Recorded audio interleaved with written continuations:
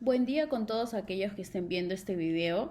Les habla la médico residente de geriatría Aurora Ortega Limas. Soy médico residente por la Universidad Mayor de San Marcos y el tema que voy a tratar es sobre polifarmacia.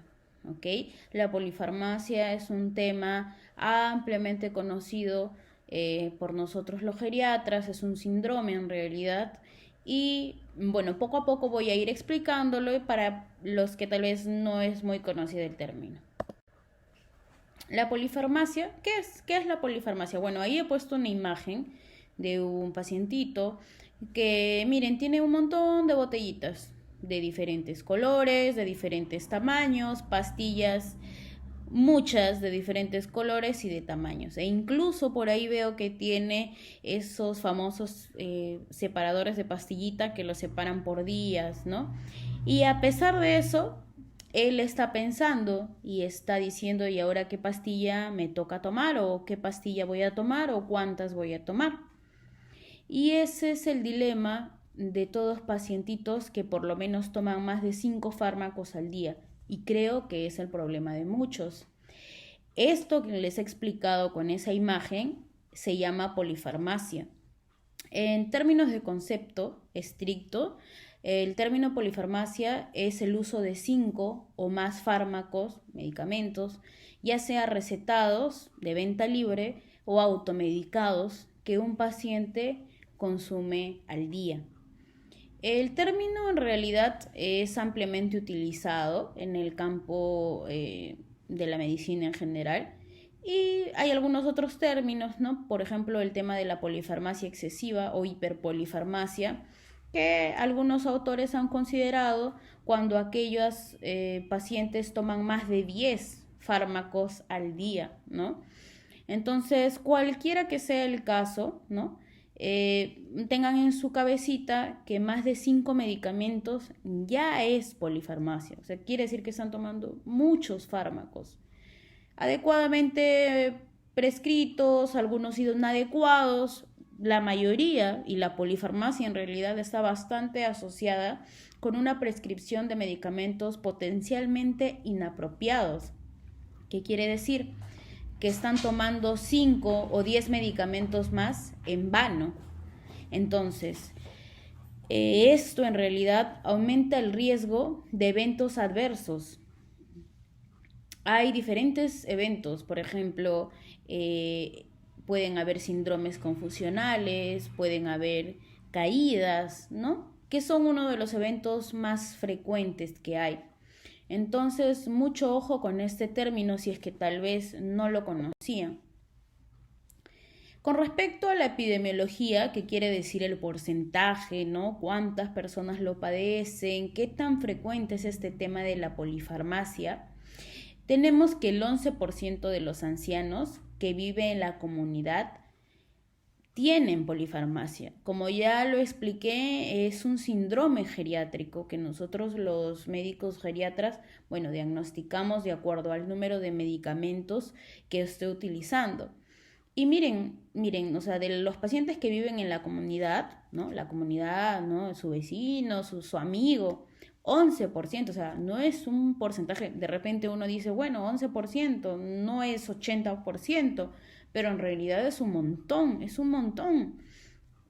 Y además de 30 a 40 por ciento de pacientes atendidos en hospitales, ya sea cualquier nivel de atención geriátrica, ya sea hospital de día, ya sea en las UGAs, ¿no? Ya sea en la atención domiciliaria geriátrica. Entonces, miren, el porcentaje crece cuando ya es en cualquier nivel de atención, ¿no? En este caso geriátrica.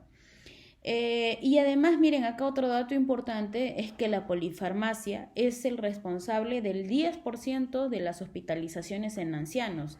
Y ahora vamos a ver por qué. Como ya lo mencioné, la polifarmacia tiene diferentes eventos adversos, caídas, síndromes confusionales, ¿no? Problemas gastrointestinales, incluso problemas cardíacos.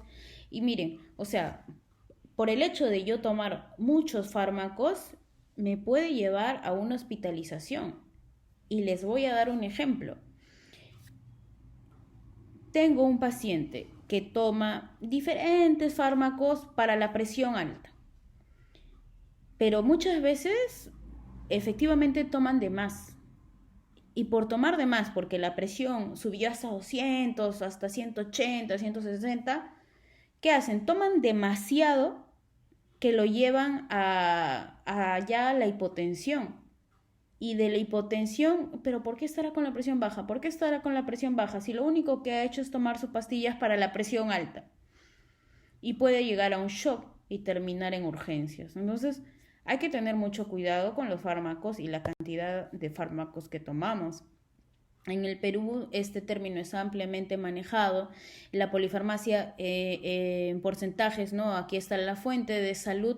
El 45% de las personas adultas mayores practican polifarmacia. Lamentablemente hay un alto porcentaje de este 45% que es automedicado. O sea, ni siquiera es que se le ha indicado con una receta médica. Ahora acá, ¿qué tenemos de la polifarmacia, no? Acá tenemos diferentes, por ejemplo, remedios caseros, las famosas hierbas.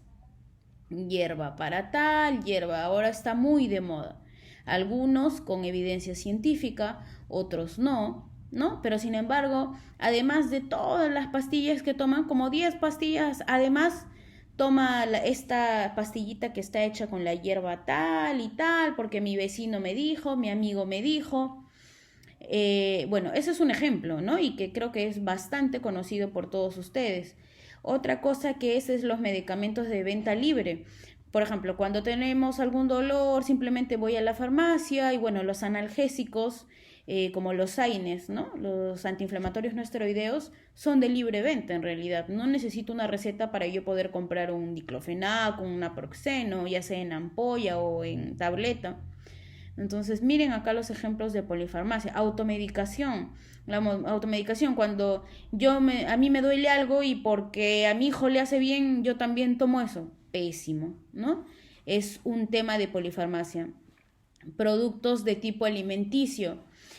A veces tenemos ahí que el amigo me dijo que lo toma omega 6, omega 3, que toma la vitamina tal y cual. Y debido a eso tienen más polifarmacia. Entonces, la polifarmacia, ¿qué es lo que produce? Aumento de la mortalidad, discapacidad, incluso dependencia, ¿no? Y hay mayor riesgo de desarrollar síndromes geriátricos. El más frecuente y el más riesgoso es el síndrome de caídas, ¿no?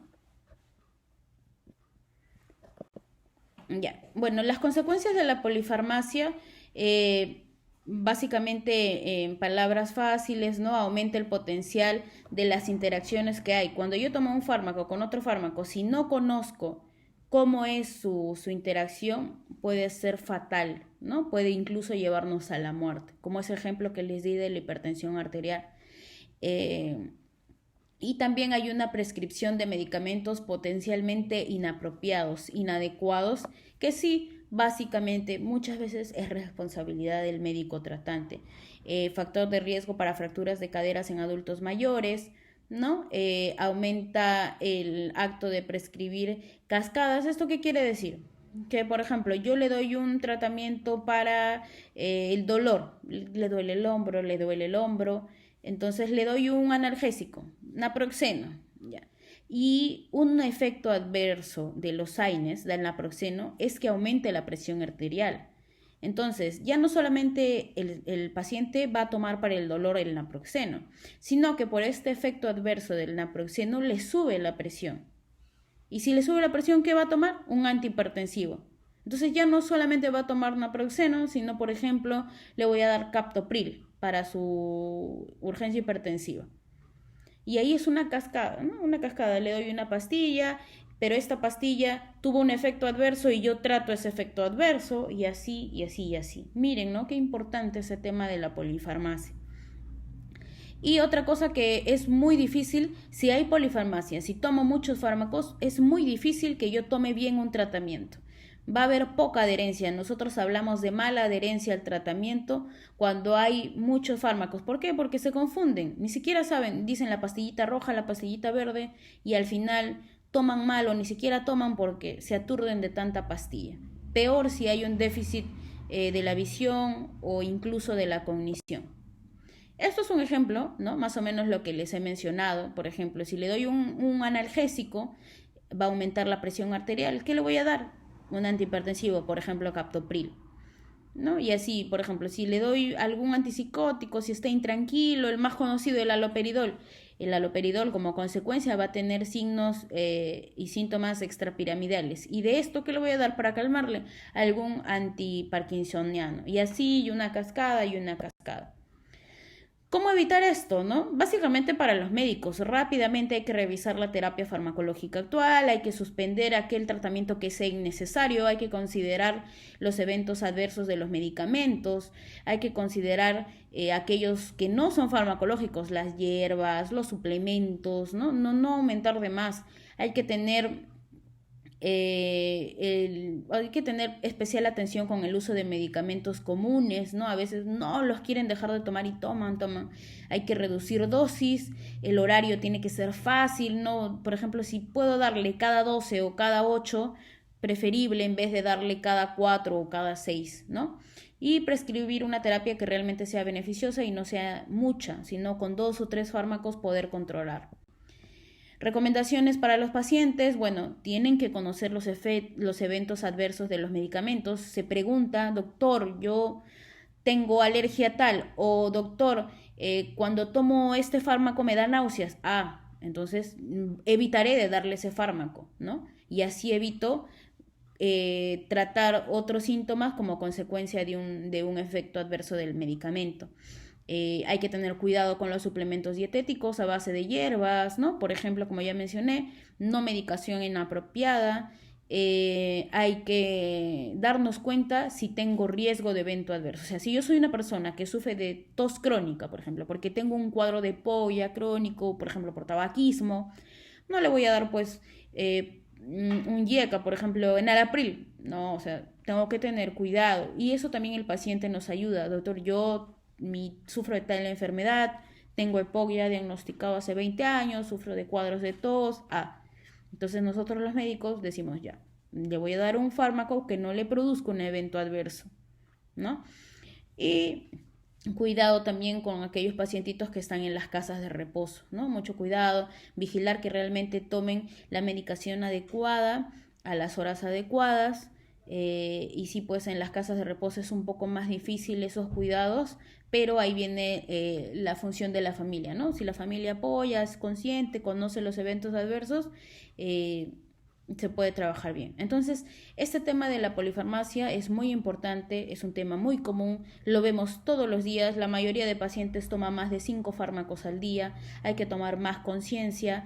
Si nosotros tomamos conciencia como síndromes importantes como la polifarmacia y evitamos que cada vez sea más porcentaje de personas que la padecen, que la practican realmente cuando se automedican, alargaremos la vida y viviremos felices como estas 2 personitas que les he puesto en mis diapositivas. Muchas gracias.